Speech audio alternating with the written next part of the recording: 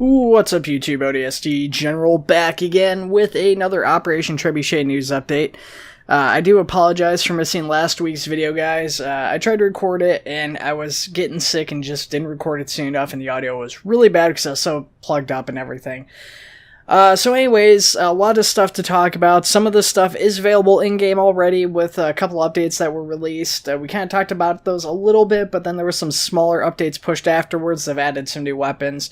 A lot of work-in-progress stuff, and another big announcement not directly related to Operation Trebuchet or Arma, but we'll talk about that near the end of the video. So starting us off, we have weapons as usual. We have the M319 variations the dog created finally in-game and ready to go. This includes a regular version with a foregrip for the grenade launcher, as well as two short barrel versions that act as sidearms that are able to fire the same rounds. One of them is painted orange to look like a flare launcher, although it can fire normal grenade rounds as well. So pretty awesome stuff to have those additions. I'm pretty excited for that. It's a nice little weapons addition from those. Then that takes us on over to the addition of the sidearms. So the first one up is the Comet that was added by Marstruck. This was in for a while in his side modification prior to being released in Optray, and this basically went straight from not being in Optray to in Optray, along with the other weapon, which is my personal favorite now that it's in the mod, which is the SAS-10 sidearm, which is from Halo Last Light. This weapon fires single shot, full auto. Doesn't provide quite as much of a kick as the Comet or some of the other guns, but it is just a fun weapon to use, and it still can do some damage in the right hands in the right situations. Then that brings us on over to weapons that haven't been put in the game yet, or are still work in progress, or I shouldn't say put in the game, but put into the mod's full release yet. Starting us off, we have Zodafrius's XM510 grenade launcher, which has been attempted by a couple of different people. Vespade's tried it, Big Wilk has tried it. They got pretty good distance on the models, pretty good progress, but they just never released them. I don't know if there's plans to release this thing down the road. I think this was just more for fun project, something to do to keep him both kind of busy while also keep him from not losing complete and total focus on his main project or his entry project. With that being said, this is something we could see potentially come to the mod down the road. It's a little bit different of an interpretation than we've seen previously with this weapon. Obviously, with the XM510, it was from Halo Wars, so there isn't really any really high detail concepts for it out there exactly, or at least not like good renders for it, I should say, but there's some concept art that Vespade did that is vastly different from what we see here. This is a little bit closer to what we see in the game, but not quite. It's very much a unique spin on it.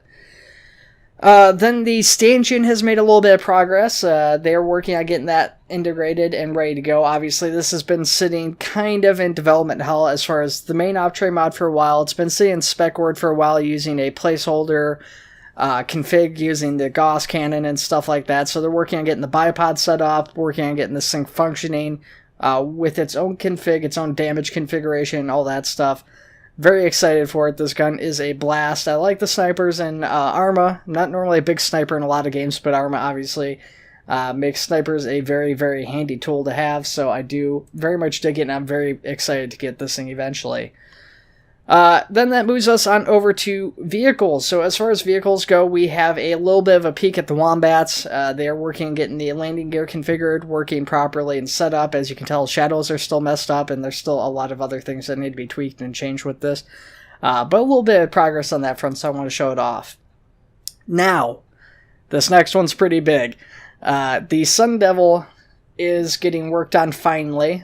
This is something that we knew was in work in progress for a while, but it just kind of sat there. We haven't heard anything for some time.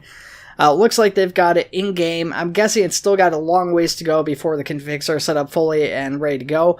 But the model's gorgeous. I'm stuttering here, guys. Sorry, I'm still a little bit plugged up from my cold, so I'm trying not to be like really nasally right now. But it's difficult, so sorry.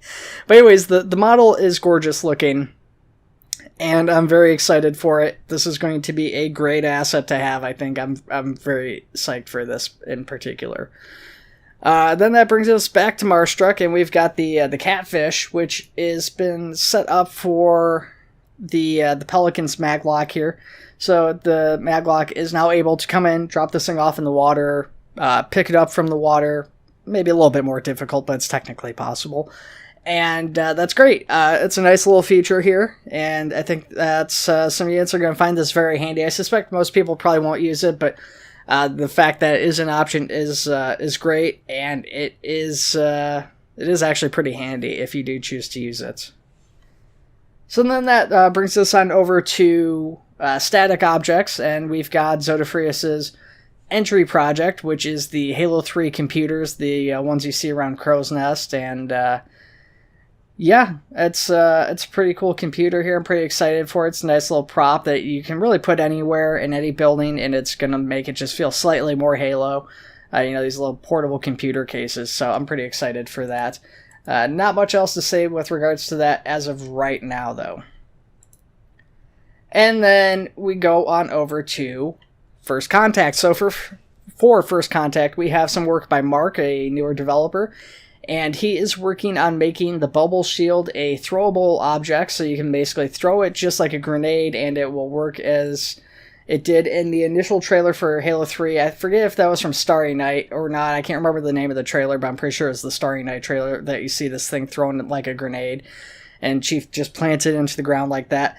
So this is really cool. I really dig this. Now, obviously, that's not how it ended up working in the game, but having this is actually much more in line with Arma, and so I'm very psyched to see that getting integrated. Then Freeman showed off some work for First Contact with a new skin for the Mark V Spartan armor. This case, he's got a skin for the Master Chief for the Mark V armor based off of the mod's interpretation of Blue Team. So this is going to be the mod's own unique spin on it. It's a little bit of variation, but you can tell there's some inspiration from Halo Legends, or even a little bit Halo Infinite you could see in there, but with a little bit of a darker olive drab, so a little bit of inspiration from the book covers and stuff as well. So personally, I'm pretty excited for that. It's not a huge update, it's not going to be anything really game-changing, but it's a nice little touch, and any extra textures for lore stuff in the game is always kind of nice.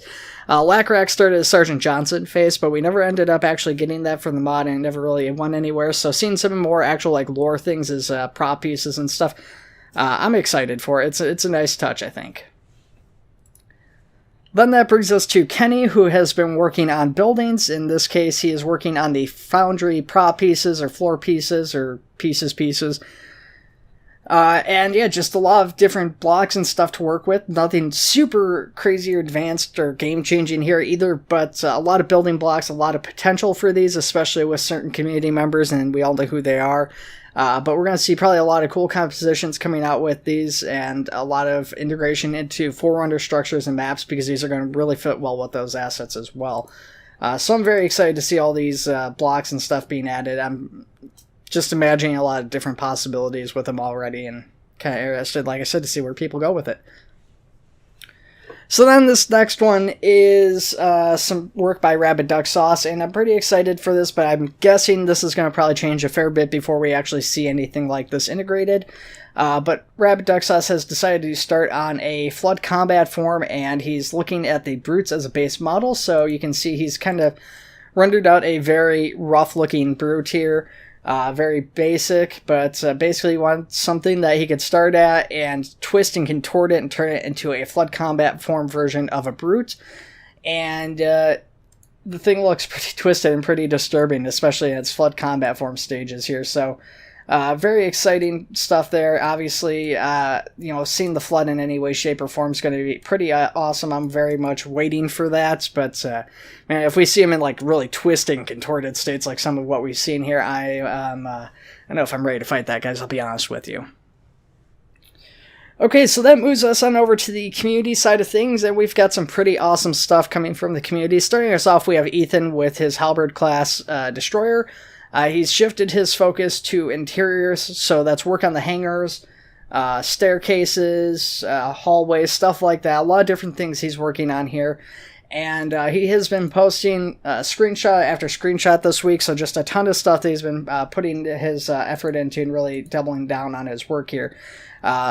Really like the stairs and stuff. I mean, obviously a lot of this stuff is still very much work in progress, so I don't know where we can expect changes and where we might see some of this implemented as a finalized version.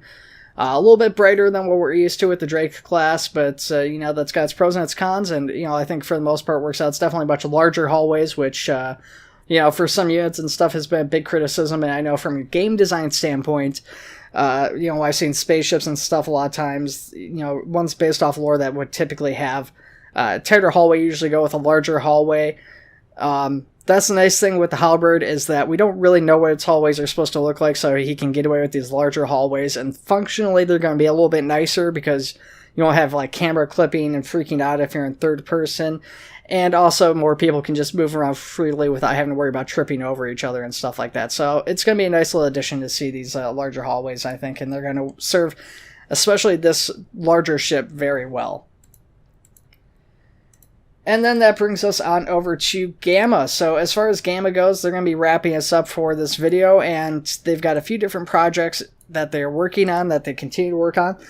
Starting us off is the Hazop helmet, and of course this is another Spartan helmet that will go on standard infantry and stuff like this. Maybe they'll do an upscaled version for Spartans, like I believe they've done for one or two of their helmets already, that they started the conversion process there.